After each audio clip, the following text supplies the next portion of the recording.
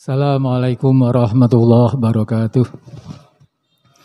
Alhamdulillahirabbil alamin, wassalatu wassalamu ala asyrafil mursalin wa ala alihi wa sahbihi ajma'in, amma ba'du. Bapak, Ibu sekalian, para jamaah yang dimuliakan Allah rahimakumullah. Tiada hentinya kita bersyukur kepada Allah Subhanahu wa taala atas segala limpahan nikmat rahmat karunia-Nya yang Allah senantiasa sediakan berikan kepada kita, karena Allah telah berjanji kepada diri Allah sendiri untuk memberikan kasih sayang kepada seluruh hamba-hambanya. Percaya atau tidak kepada Allah, Allah tetap memberikan kasih sayangnya sesuai dengan sifat Allah Ar-Rahman. Dalam Al-Quran ada Ar-Rahman, Allah yang Maha Pemurah. Bapak Ibu sekalian, para jamaah sholat Isya Tarawih yang dimuliakan Allah rahimakumullah. Sudah sekian hari kita melakukan puasa dan kita nikmati betul puasa ini. Karena apa? Kita nikmati karena Allah itu akrab dengan kita dan kita akrab dengan Allah. Keakraban, kedekatan Allah itu yang memberikan hidup menjadi lebih nikmat dan lebih temoto, ya, lebih teratur. Hati pikiran kita itu lebih established begitulah, lebih stabil gitulah. Baik Ibu sekalian, tema singkat yang kami berikan di sini adalah kaitannya dengan puasa itu memberikan kesejukan dan kebersihan dalam hati, atau membentuk, meningkatkan kesejukan dan kebersihan hati. Dalam Al-Quran kita sudah jelas sekali, sudah hafal betul, sudah sering mendengar, ya ayyuhalladzina amanu, hai orang-orang yang percaya, sing andel, yang percaya saja yang diseru oleh Allah. Telah dituliskan sebagai kewajiban, diwajibkan pada kamu semua berpuasa, sebenarnya puasa yang diwajibkan kepada orang-orang dahulu, ya. Sebelum Rasulullah SAW, dengan puasa itu agar kamu semua, kita semua ini menjadi orang yang pandai, yang cekatan, yang terampil di dalam metaat kehidupan. Mengapa kita cekatan terampil, ya, dalam memanage kehidupan? Karena hati kita diberikan oleh Allah. Jadi puasa itu mengajak kita membentuk hati itu bersih. Nek resik itu lebih mudah diatur. Betul, lebih mudah diatur. Itu merumus dari tuntunan Allah begitu. Jadi sekalipun sasaran awal itu pada lapar dan dahaga, itu karena sasaran awal.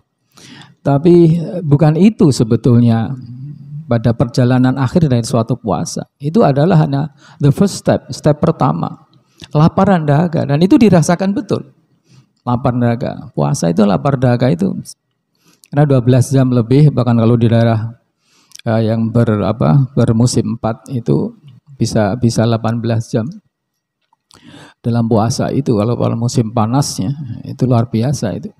Ibu sekalian, jadi puasa pada tataran pertama adalah puasa lapar dan dahaga. Apa yang masuk dalam mulut kita atur, kita jaga. Makanannya halal dan milik kita sendiri, ya, tetapi Allah tunggu dulu gitu, ya. Ya. Jadi pada saatnya kita tidak boleh makan, saatnya kita diperintahkan Allah untuk makan dan minum selama puasa itu. Tetapi itu bukan sasaran awal, sampai kata. Bukan tujuan dari puasa itu sendiri. Itu adalah langkah awal. Oleh karena itu kalau hanya berhenti pada langkah awal, maka Rasulullah mengatakan kamin shaimin haduhu min syami ilal ju'i wal atos. Banyak sekali orang-orang yang puasa, tapi puasanya itu hanya lapar dan dahaga. Karena dia berhenti pada strata awal, pada lapis pertama, lapar dan dahaga saja. Lain-lainnya tidak ikut dipuasai.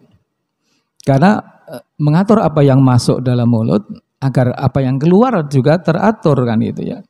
Energi yang dihasilkan dari asupan makan minum itu energi yang baik, ya, yang positif. Oleh karena itu sasaran kedua adalah sasaran psikologi. Sasaran bagaimana kita berpikir, bagaimana kita merasa, bagaimana kita bersosialisasi dalam psikososial. Itu kita jaga betul. Perkataan kita, perilaku kita, itu kita jaga. Sebagaimana kita menjaga mulut kita saat kita tidak makan minum puasa itu. Penjaganya itu kan memang gampangnya katakan super ketat, ya. Gampangnya gitu. Oleh karena itu tadi sampaikan bahwa kamin shaimin haduhu min syamilal ju'i wal atos. Betapa banyak orang yang shaim, orang yang berpuasa, tapi puasanya itu ilal ju'i wal atos, hanya lapar dan dahaga. Karena Dia hanya berhenti pada lapis kedua, tidak melanjutkan pada lapis kedua, yaitu puasa dari ucapan, dari pikiran, dari pergaulan kita. Ya. Jadi kita menjadi orang yang selalu menata dalam kehidupan pribadi kita dan kehidupan sosial kita. Kita tata betul. Di situ ada, itu kalau pertama itu physical control, jadi mengontrol, mengendalikan secara fisik makan minum. Yang kedua adalah namanya psychosocial control. Jadi mengelola jiwa dan kehidupan sosial kita. Tapi itulah sebenarnya pertengahan. Masih ada satu langkah lagi. Yaitu apa? Yaitu yang disebut dengan kebersihan hati. Kalau orang mengatakan tazkiyatun nafs. Kalau pertama itu namanya riyadhatun nafs, riyalat ya. Riyadhah itu atau secara fisikal ya. Kemudian jihadun nafs, itu fokus bersungguh-sungguh di dalam kita pergaulan, dalam perasaan, dalam pikiran kita untuk dekat dengan Allah, dekat dengan sesama umat, berbagi dengan umat. Maka namanya sedekah infak itu dalam puasa itu kan, bulan puasa itu syahrul jud ya, bulan ketika orang itu mudah sekali mengeluarkan infak ya, didorong karena syahrul jud, bulan untuk kita banyak mengeluarkan bersedekah itu. Kemudian yang ketiga adalah spiritual control, yaitu pengendalian secara spiritual. Jadi kita hidup ini menggunakan tenaga fisik ya, dari asupan makanan, tapi juga menggunakan tenaga dari langit, namanya spiritual power, kekuatan spiritual, yaitu iman kita. Dan itulah yang disebut dengan tazkiyatun nafs, yaitu membersihkan hati kita. Dalam istilah terminologi agama, yaitu menjadi orang yang ikhlas. Ikhlas itu kan bersih dah.